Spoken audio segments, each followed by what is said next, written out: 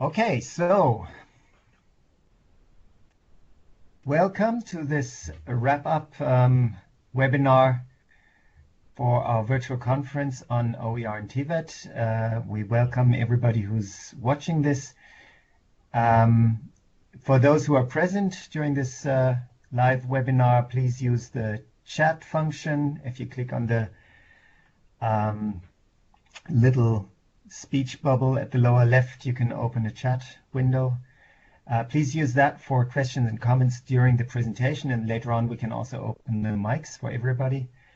And with that, I'd like to, good evening everybody again. With that, I'd like to give the floor to our moderators, Robert Schuver and Ben Jansen. The floor is yours. Thank you, Max, for this introduction, and welcome everyone who's interested in this wrap-up for this virtual conference. In this wrap-up, we will present, you can actually some things we found during the discussions of the 5 topics, but I want to start with some statistics. We did our measurement this morning, 8 o'clock Central European time. For reference, it is now in Central Europe 5 o'clock in the afternoon. So you can now measure for your time zone when this measurement was actually taken. At that time, there were 204 participants who had replied on 5 topics. And we also had 2 webinars. The first, which opened this virtual conference, from Cable Green, maybe you can remember him, from Creative Commons, where 30 participants were available live, and the recording, which was saved on YouTube, was viewed then 61 times. And last week we had the recording with both Alison Mead Richardson and Pauline Whiteman, who presented about their projects, 15 participants, and until now 27 views of the recording. I hope this can be read by everyone. When you see the countries with 3 or more participants, you see that Nigeria, Kenya are the top 2 countries. Nigeria with 42 participants, and Kenya with a little more than 30, 31 or 32. And you can see the rest of the countries. And when you look at the participant per region, you see that from the 204, half of them were coming from Africa, and 22% from Europe and North America, and the rest was divided about Asia, Latin America, and the Arab states. So this is quite, so you could see that this virtual conference attracts mostly the people from Africa, and that we also saw in the survey we had done earlier this year as part of our study, that there were 3 countries which in total was good for about half of the respondents, and 2 of those 3 countries came from Africa. This was Nigeria and Kenya, or Tanzania. Tanzania it was. And the third one was Fiji, who had also a lot of participants then, and who were not available now. Counting the numbers of posts which were posted by those 204 participants, you see that in the introduction, where you were kindly requested to introduce yourself, 75 posts were in this thread, and from the 5 topics which you see here, the most posts are from the first 2, but it's not so that it could be explained, because those 2 topics are on now more than a week, while the last topic is only posted last Friday. So there was less time to respond to that topic, and with the weekend also part of between now and this posting of this last topic. So those were the statistics. And now briefly to summarize what each of those topics were. And I say summarize because in fact the responses were richer than only those 3 bullets. But I from each of those 5 topics I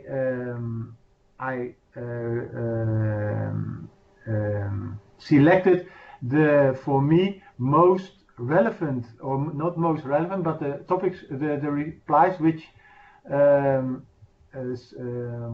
were most observable by myself, and were posted in several wordings by several respondents, so not only by one.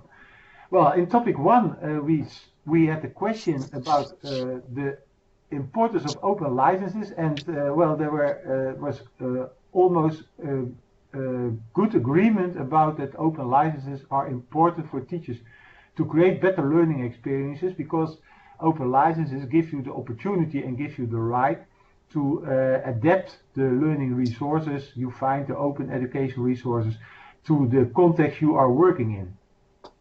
And the quality of OER is important. It is important to, as one has formulated it, to sustain the perceived value of OER.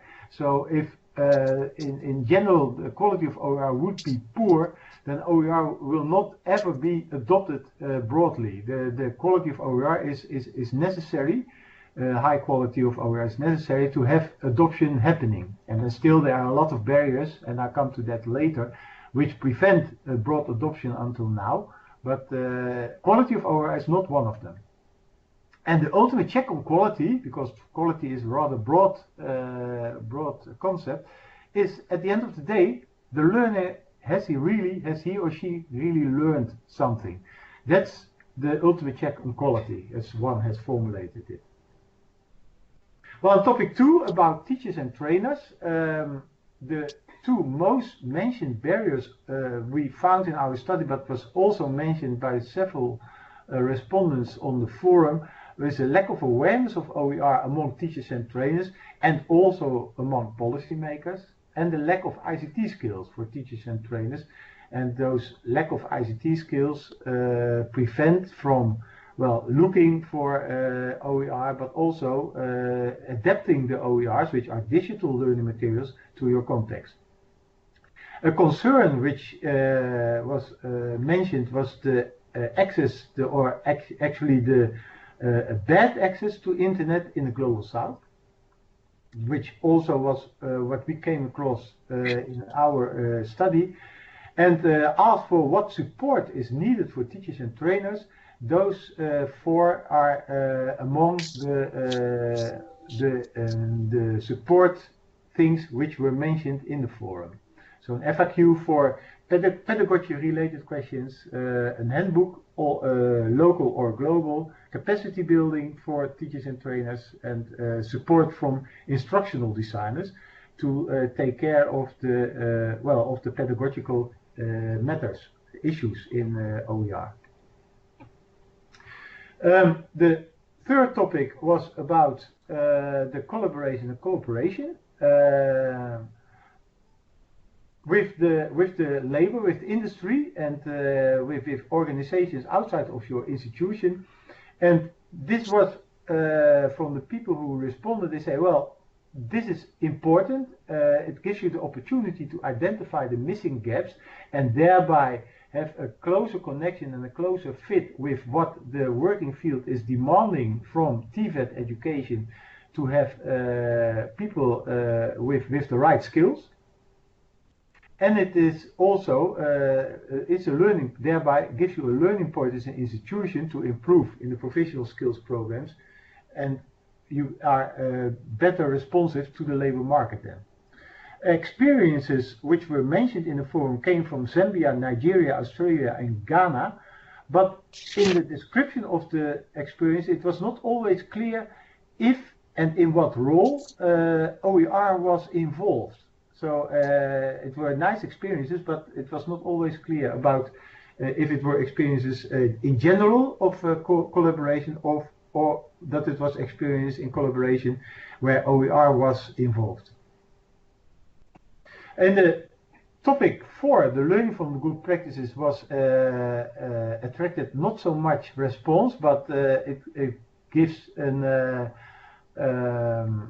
it gives the 2 presentations from Alison Richardson and from Pauline Whiteman, and also in the forum it was mentioned the experiences and the practices from the TVET Academy.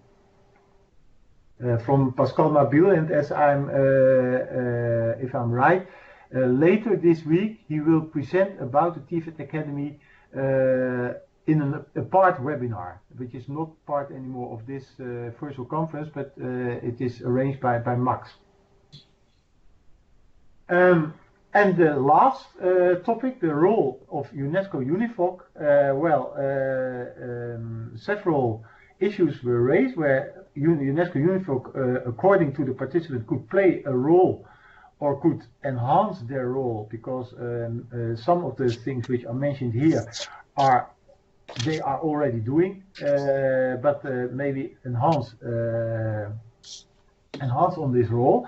And there was one question asked, this is the second bullet point, that does UNESCO-UNEVOC have the right to compel UN member states to implement UNESCO-UNEVOC policies into their education curriculum? Because in many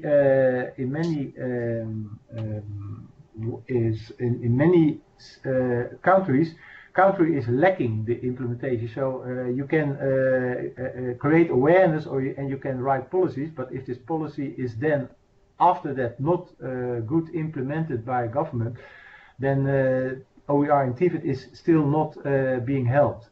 And the question is, can you force member states to do this? I think the answer is no, but I think Max will know the right answer to this.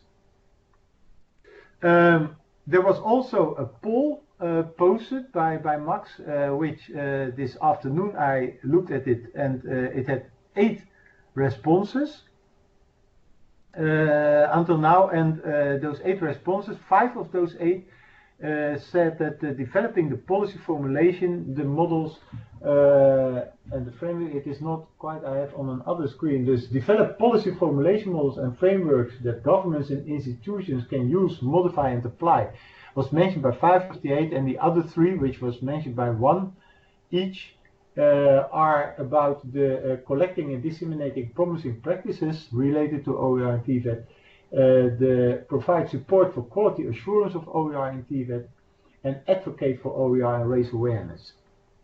Those 3, but there's 8. I hope there will be more responses on this poll after the conference is closed. It gives UNESCO-UNEVOC more directions. What's next? Well, the findings I presented and the findings we have collected in this wrap-up will be included in the study. We are now finalizing the report of this study, and this report will be available next month. In the end of this month, 30th of November, we will deliver the report to UNESCO-UNEVOC, and that there should be done some editing and in the style of UNESCO, and then it can be published, and it is planned to be published in December.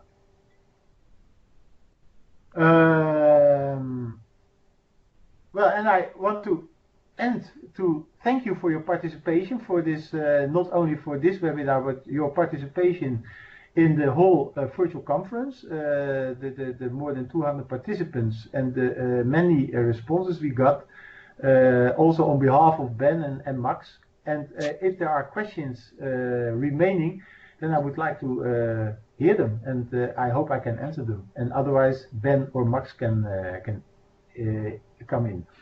I also already see that Max has responded to some of the things I mentioned. The OER component in the practices were a bit vague. The TVET Academy presentation will be on Thursday in this theater, so at the same time. And indeed, as I thought, the possibilities for pressing or urging countries or forcing countries to implement OER policies are rather limited. but maybe the action plan, which was the result of the last World OER Conference in September in Ljubljana, which is now being worked onto a recommendation, will have give more power in the hands of UNESCO to do more of those things. I see a post from John who is referring to 2 documents, and I don't know. Maybe, John, maybe you can clarify about these documents. yes. John, your microphone is open, so if you have the possibility to raise your voice and say it directly, would be easier. John, no microphone? Okay, but maybe we could do it this way, that Ben would also add some comments, and Robert, you would have time to look through the documents that John submitted. Yes, thank you, Max. What we have found when we look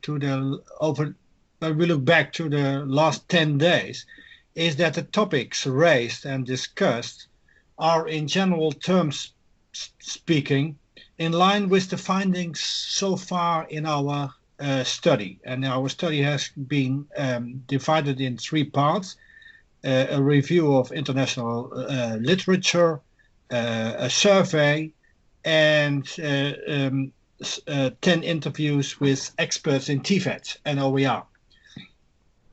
So the general picture we have described in our draft report has been confirmed to a large extent.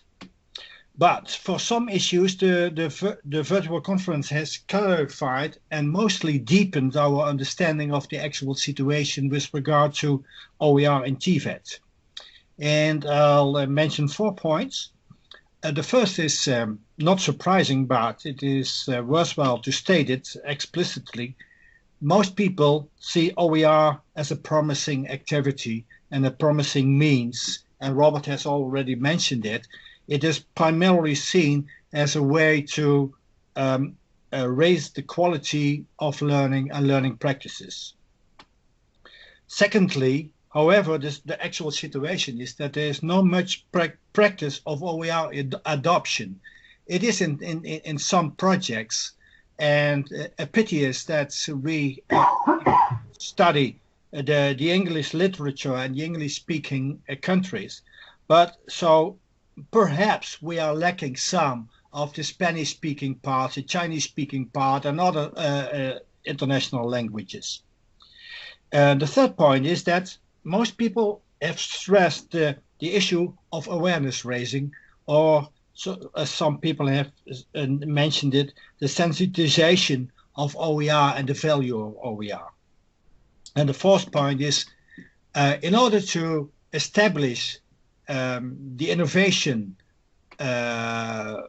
which OER can be called, one needs support at several in several respects and at several levels. That's my contribution so far, Max. Thank you. All right. Yes. Very good. Robert, did you find time to yes, I have. understand John's question? Two documents where I can share my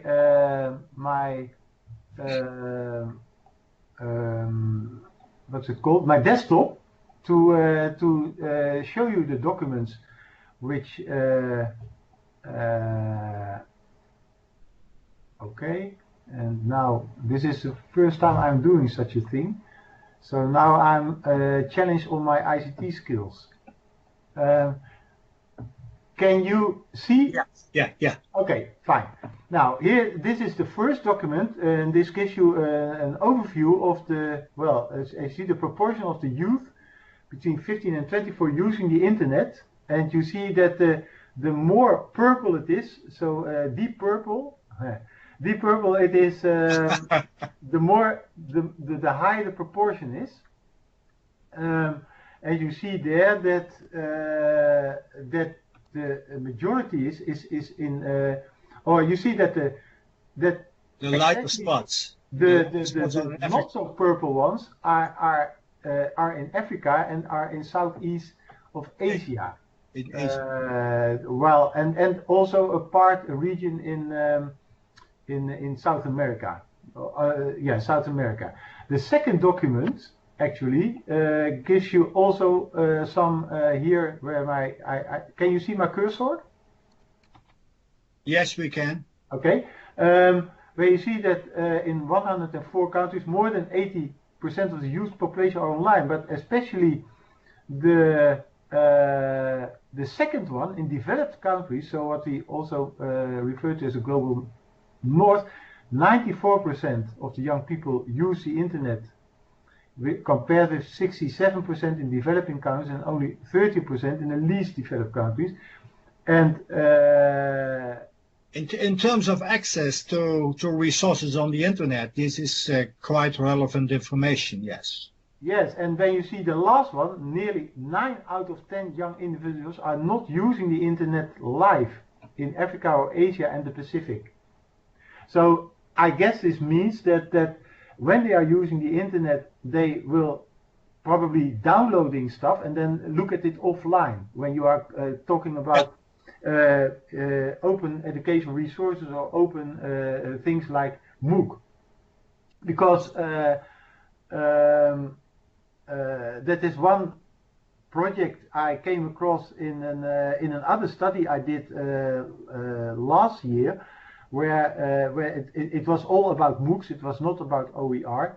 That this happened in India. That there is it's common to go to an internet cafe to do the interactive stuff of a MOOC over there. So posting into forums, etc., doing your interactive assignments, download the stuff which is available, and then go back home and then go through the stuff offline, because it's then on your hard disk. That is one way people come around those bad access to internet. Hello, Robert. Jonah, are you on? Yeah. Hope you can hear me. Yes, I can hear you. Yes, we can hear you, yes. All right. It's been a wonderful program, virtual conference that you've had this period. And despite the fact that to most people in the TVET sector, it's like they are still not very conversant with open education resources and all that. But this virtual conference has actually succeeded in actually showing to people what open education is to a certain extent. But I still believe that right now, at the level of the regions, there must be a kind of a concerted effort in the next couple of months for them to do such programs continually, so that they can actually get more people into the understanding of what OER is all about. Because now, so many people came into the program, they couldn't really grasp so many information and those things that were actually coming up. That was why some of those questions that were posed, now some of them were kind of like, oh, I don't really understand this very, very much. So, but at the region level, I believe that each UNEVOC regions can actually organize other sensitization programs, so that now people in the TVET sector specifically can understand more about OERs. Then when the report of Robert and Ben's project comes out, I think it's something that at the region level, they are supposed to kind of like do a kind of a symposium on needs. Perhaps, I don't know how it's going to be organized, but so that they can actually talk about it. People can do a thorough assessment of it and look at their region and consider how this can actually be made use of and how it can actually be much more effective.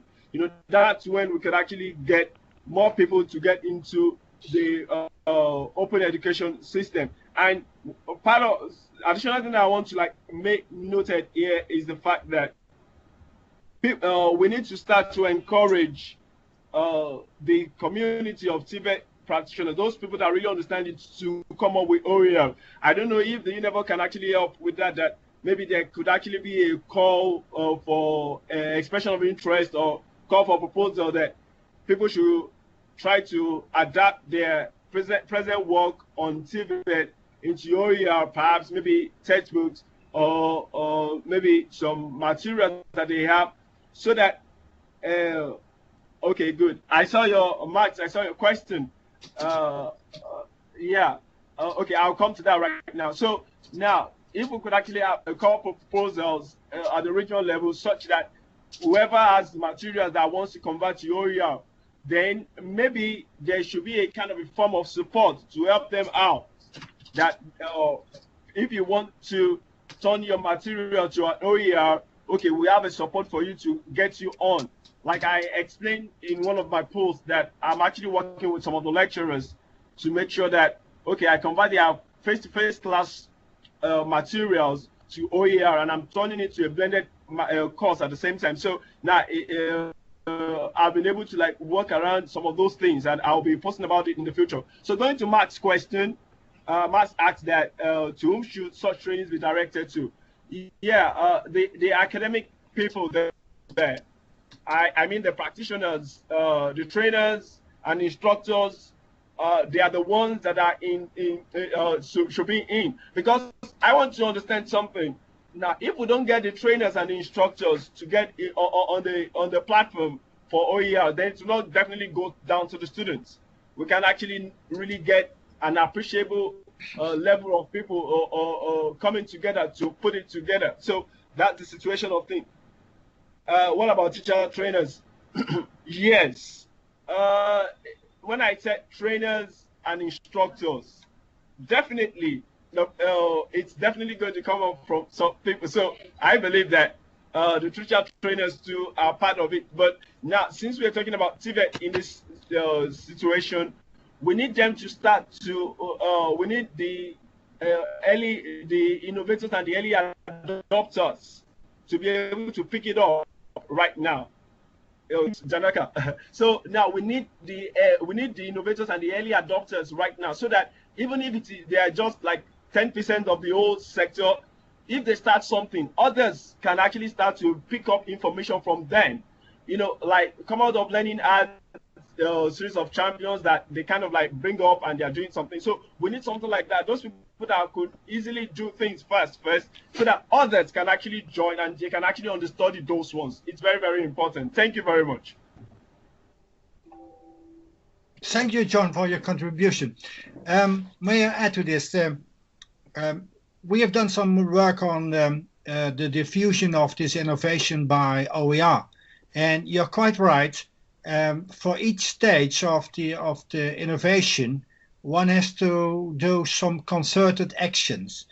I don't have a clear picture of what the actual state of development with regard to OER and TVET is. Is it the phase of early adoption, of early adopters, or are we still in the beginning of this phase? My impression, I underline my impression, because I cannot state it by facts, is that we are in the very early stage of adoption. So it means that a lot of attention has to go on two things. The first thing is awareness raising, and secondly, doing pilot projects in order to learn. And these pilot projects must be different in each region, in each situation. And we have to learn from these pilot projects. And that's why we have included the story by Alison Mead Richardson, She has done some wonderful work on OER adoption, but OER adoption was part of a larger scheme of innovations in TVET. And that is my last point. In order to be successful in the adoption of OER in TVET, one has to link it to other urgent needs in TVET, be it to construct or to establish more effective learning or learning methods, that is one thing, or setting up and reaching out to other learners which can attend community college or whatever. I thank you.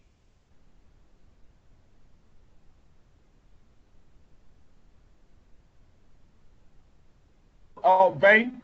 Yes, please. Can I contribute? Yeah, what you said, you're absolutely right. We are at the early stages, but I still believe that there are some people in the TVET sector that already either have created OERs before or they are using OERs in their classrooms. So now we could actually, after this virtual conference, I think we could actually have maybe like a form that will be sent across that whoever is using OERs or has created OER should come forward with it. That could, because we need that. There's one thing for UNEVOC to come up with the information about OERs and say, yeah, we need to be using it. And there's another thing for the trainers or the institutions to see people that they identify with that are already using this. It makes it much more better for them. So I think if there's a form that can actually go around and after the virtual conference that those people that are already using OERs in their classrooms or they have created OERs before now should come forward with it. And that could actually give us a better view of what is going on presently in the institution, because now, no matter what, for us to start to get them to use OERs sufficiently the way it is organized, then we need to get some actions from some people already, because now to some people OER is like a new buzz or it's a new thing that they are kind of like not really they don't really understand, or they are not really getting it very, very well. But if they see action, if they see like we'll say in UNEVOC, promising practices, if they see those ones that have actually used it before and they can actually come up with results of this is what I did, this is what I used, then I think it will kind of like help the beginning stage. As you rightly said, you're right that it's still in the early adoption stage, early beginning stage, and so many things still needs to be done. But I think we can actually fast track that. Thank you. John, I fully agree with you. And I think that's definitely something we want to do, to collect promising practices and existing examples and get people to share the OER materials that have been already produced. What I was hoping for actually in this conference was there were many people who in the introduction said, we are working already with OER, we're doing this and that. And unfortunately, they didn't come out in the discussion really and didn't share much about what they are already doing. We were hoping, I think, in the point 4, that we'd learn a lot more about those already existing practices. We'll certainly continue doing it, but whenever I've posted something on the TVET forum, there was actually less feedback than I was hoping for. So it's not easy to get people. I mean, it's additional work to write about existing practices and to share that. Yeah, so we need support, and I think we'll also work closely together with Col, who already have a lot of experience on the ground, especially in Africa and the Caribbean. I see another question from Yanaka or Yanaka. How to overcome the friction to release resources from the owners? Janaka, your microphone is open, so if you want to say something, you're happy to do so. Okay. Hello, can you hear me? Yes? Yes, clear. You can hear Yes. clearly. Actually, I asked a few people of different organizations, and their reply was to how we release the document because sometimes they sell these resources, like private public organizations. They make money out of this, so there's a friction of releasing or open up these educational resources. So because they invested money on these resources, so they are trying to get the return on investment. How we are going to overcome this situation? Yeah. There is not. I think that's a difficult one because the one thing that comes in my mind is, and I've come to these situations sometimes already several times, is that teachers need those income from those resources. Otherwise, yeah, they have trouble to get financially viable, and so that is in some cases the cause that they don't want to share because they need those income. And if you can take care that this income is covered in some other way, then they don't have the need to sell their resource, and then they can share it as an open resource. Well, there could be several ways to do so, I guess. One way is but that can not be, that's not sustainable. That can be a one-time action to actually buy those resources from the owner and then publish it on an open license. That could be with funding from, for instance, from organizations, or maybe that could be a special project from governments. That's one thing to overcome. Another thing is to overcome this is that that you can reuse resources from elsewhere which are openly available, instead of creating your own resources and then publish it as open resource. In most cases, those resources from elsewhere need to be adapted, but adaptation of resources is something else than creating those resources yourself. So that could be another way to overcome this, but it is only a workaround. It is not it's not solving the cause that when a teacher creates wonderful resources but don't want to share them because he or she needs the income by selling it, that won't overcome that problem. So that's a hard problem. That's a tough problem. Yes, actually, in the regions we have this kind of problem because people have invested, even the organizations, as you told, the teachers, they have invested time and money on these resources. So somebody has to pay this money, or we have to create some organization or movement of volunteering to open up these resources for the benefit of all. Yeah. Well, may actually, I ask Robert, may I ask a question to Janneke? What do these teachers sell? Sell they their courses in paper form or in digital form? Actually, mainly the paper form, and because they teach using these resources within the classroom, like PowerPoint, slide presentations, handouts, maybe videos, etc.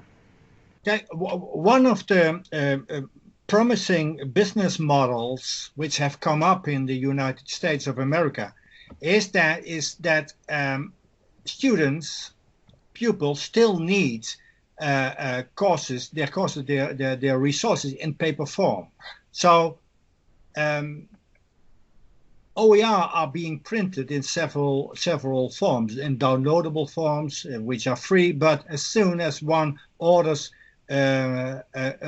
resources in paper form, people have to pay for it. And so there are some earning models which are being tested now, which could be a way of coming around the problem. And Robert has mentioned some other ways. But I think it's a very valuable point you have made. And it is additional for us, this information, and we certainly will mention this problem in our report. Yeah, and maybe I can Thank you very much. I can point you to I think it's a wonderful project in South Africa. It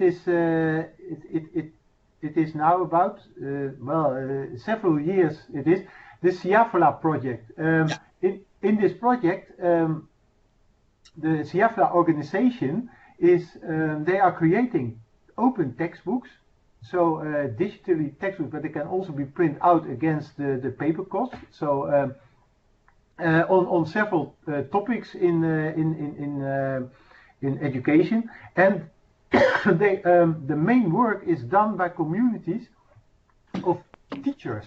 So they gather around 1 or 2 days.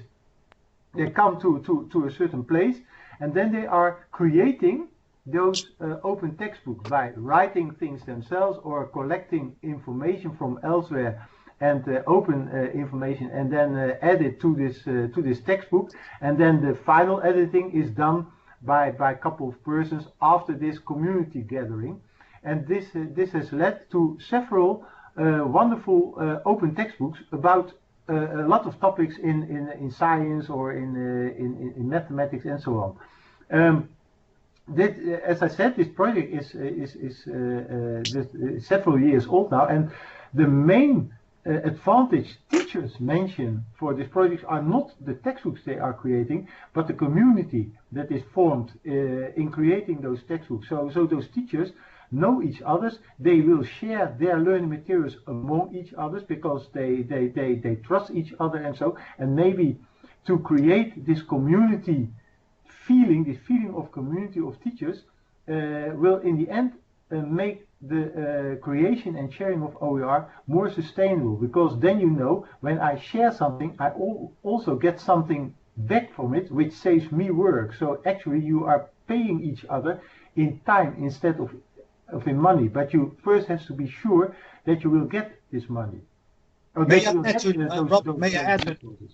this? It's not only producing textbook, but it is also, these communities are also focusing looking for a more effective ways of learning and learning models. So these two things are intertwined. I think it's important to... This could be a project which is worthwhile to look at, to get some ideas, Janaka. Hello, I think yes, let me contribute to as well. Hello? John, yes. Yeah, I think from what Ben said, it's very clear, we need to be very clear about things when an OER is made. Now, if it's printed and we've got hard copies, then they can pay for the hard copies.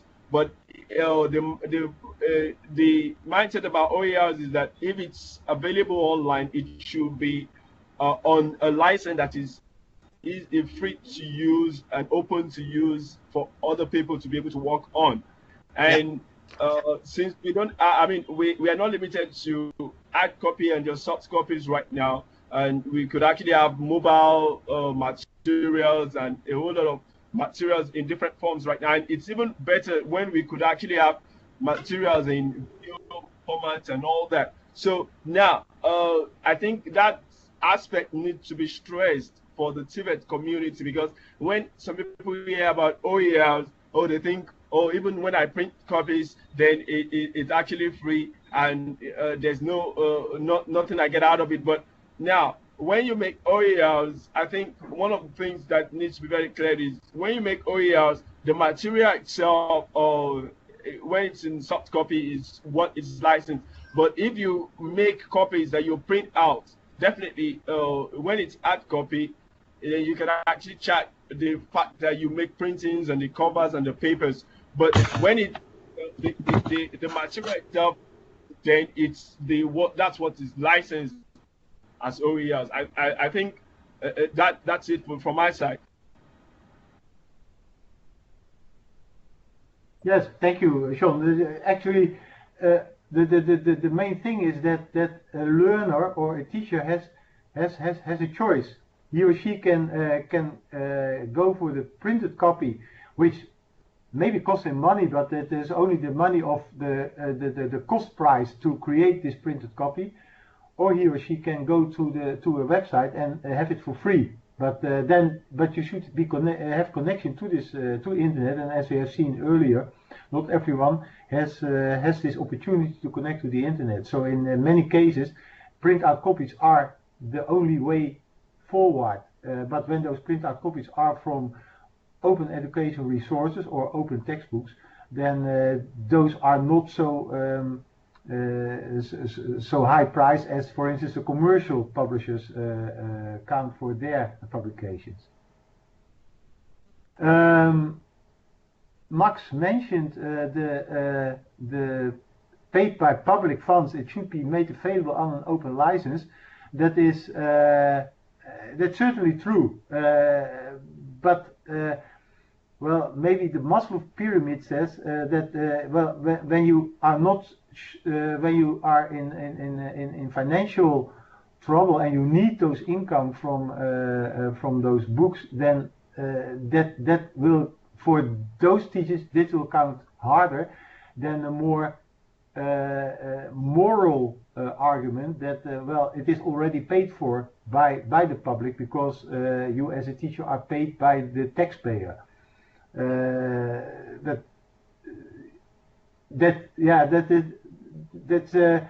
So I think you're right, Max, but it's not me who's saying that. It was in 2002 at the first OER conference that participants there, who is of course, that was the OER community. So they brought forward the argument that whatever is financed with public funds, the outcome should belong to the public. Yeah. So that's the idea. It's a strong argument, but of course the reality is very different in almost all countries. So it needs a strong movement, including civil society, the teachers, etc., and often changing business models. Because of course, if as a teacher you can only have enough income if you sell your teaching resources and learning resources. For teachers, no, I think this will not count for teachers in the global north. So for the global north, I fully agree, and I always use this argument. But I guess in countries with where teachers have less income, this argument is less compelling. But in the end, what I think is key, and that's what I wrote below that, is to develop a culture of sharing and to change the models, the business models of the creation of educational resources. Yeah. And in the end, everybody can profit from it. That's the belief. Of course, it's and that is where I agree with you, Max, because as I mentioned, the payment, if the payment will be in in efficiency, because I write an OER and I share an OER, but I know I have to write other learning materials also, but I can trust on it that others will make those learning resources and share it with me. That's also a form of payment.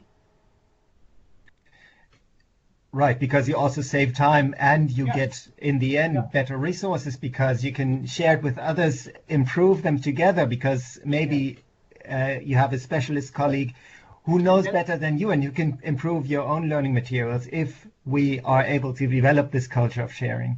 And that's why I'm a strong believer of the value of communities, learning communities or communities of practice from teachers, who should be tied to this development of OER. It should not be a single person doing this. It should be a community of persons. And when you're talking about teachers, those in most cases those are teachers from the same topic, from the same field, mathematical teachers or physics teachers or teachers in agricultural issues or so. Because they talk about their topic. Mathematical teachers are not talking about open resources. They are talking about mathematics, and open resource can be one topic they mention, but it's not where you have this community practicing. So, but this is very, very hard. There are not so many good working communities around OER which I know about. I know Merlot is one of those communities, but it is not so open. Maybe your community of your TVET community can grow into such a community. Maybe it is already. I don't know.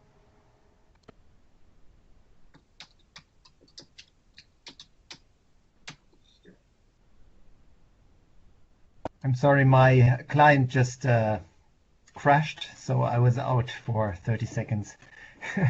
Okay, so you didn't hear what I said the last 30 seconds? No, I didn't hear it, sorry. Those are very wise words, and you should... No, what I said is that I'm a big believer that the value of the communities of practices around those open educational resources, and in those could be teachers having the same topic, because they're talking about their topic among them. Mathematical teachers are talking about mathematics. They are not talking about OER, but OER can be part of this conversation. Mm-hmm. And that is, and I'm not aware of many of those good working community of practices around OER. I know Merlot has one of those communities. Maybe your community can grow into such a community. This what in this TVET forum, which is also a community with a lot of participants, but can grow into one of these. I don't know. Yes, but I do believe that it needs to be brought to a different level. It needs to go down to the actual teachers level. Yeah. We have very few actual teachers, TVET teachers on our forum, and many are not interested in most of the theoretical discussions, invitations to workshops, etc. And it needs to be on a local level, or at least fully agree. A national level. And then we need to really carefully select. I think I like the idea of having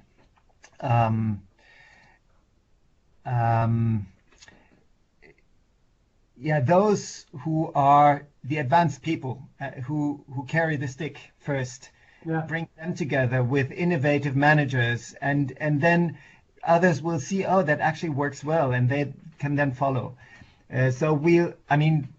Unfortunately, we are not in a situation where we can run regional programs in all UNEVOC regions in the coming months.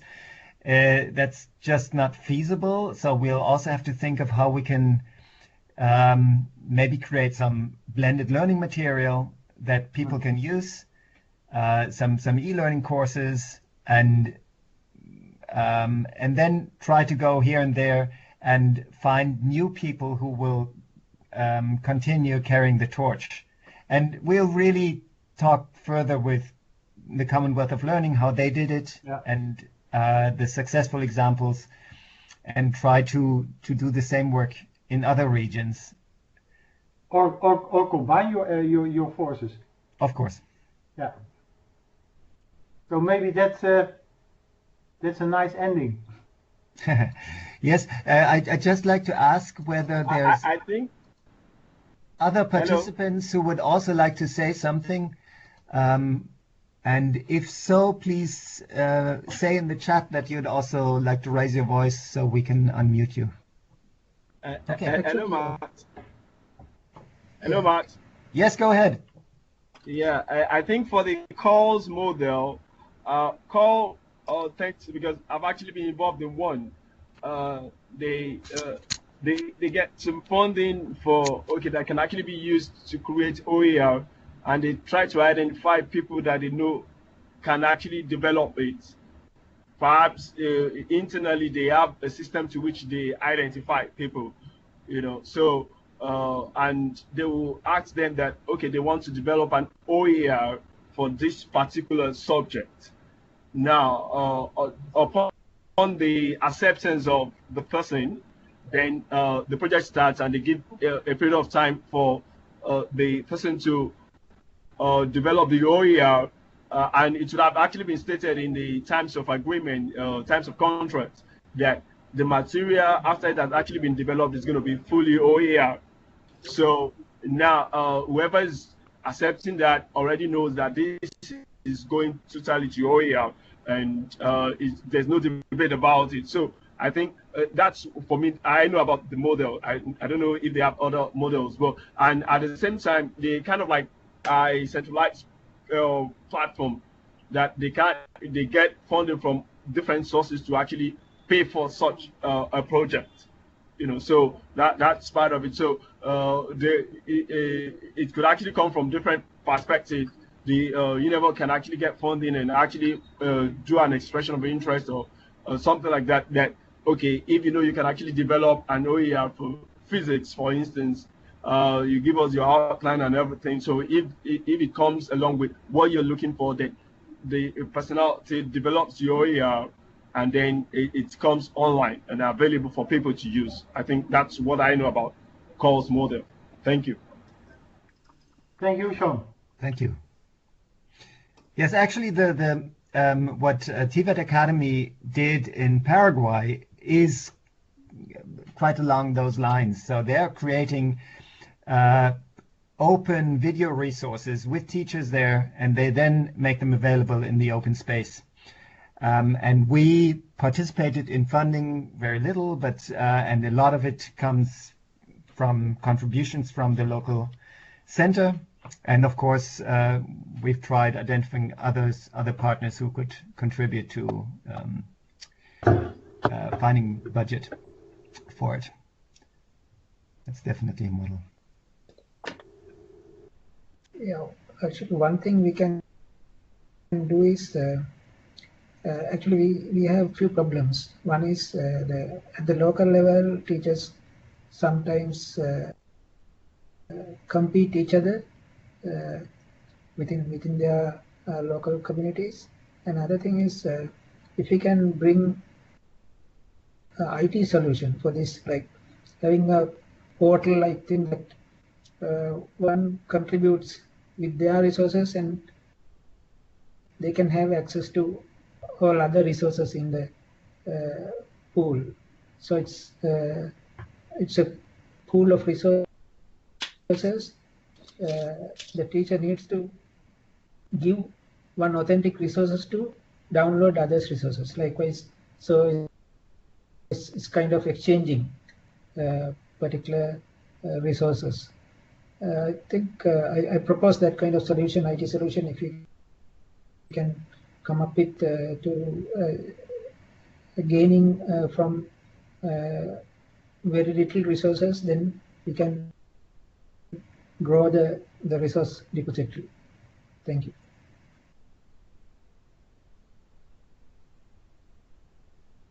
Thank you, Janaka.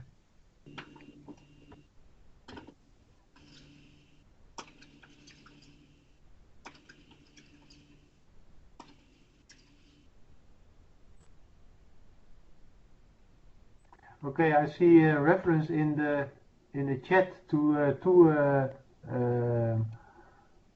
two repositories with open education resources, Merlot and involved in the Skills Commons, which was already mentioned, which will be also part of our final study. And the MIT Blossoms has a similar project. I'm not so sure what is meant by similar.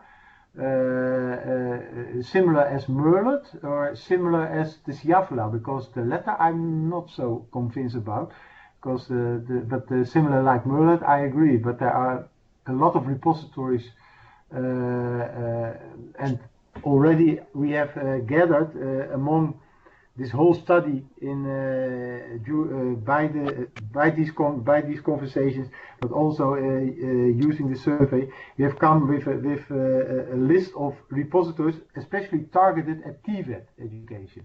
So that is the TVET Academy also is one of those projects, and we've made a list, we created a list, and this will be a part of the final report, where we have collected those repositories and put them in a list. So especially targeted at TVET. So we had some limitations, and for instance, MIT Browser is not among them because they are not targeted at TVET specifically. Otherwise, this list would be when we leave this target and take it broad, then the end. There is no ending. Yes, but what one could say here that TVET is really a very broad field, and what is academic in one country is TVET in another. So it is difficult, and it's very wide. What we plan to do as UNEVOC is in the coming weeks to continue this webinar series and to continue to invite people to present projects and platforms and opportunities for collaboration. So we'll have the webinar with the TVET Academy on Thursday. We plan to have another one with skillscommons.org in the US. There's no date for that yet, but hopefully they agree to do something. And there are many other very interesting OER platforms which allow people to upload materials, to mix them, to download, of course, which are fully compliant with the OER model. So what we plan to do is develop these webinars into a series, and we can continue to discuss issues and develop more and more a TVET OER community. And I really hope that the study that Ben and Robert have done and are finalizing these days will be a very good basis for further discussions and for the creation of this OER and TVET community. So, does anybody have anything to add at this point or any further questions? Because otherwise, I'd suggest we end this session. Thank you very much to everybody who's present and who's watching this. And we'll for sure continue the discussions and hopefully also really become engaged in real world projects and develop content together and share. Thank you, Max. Thank you, everybody. Thank you, Max. Have a good day. Have a good evening. All right. Thank you all. Bye. Bye.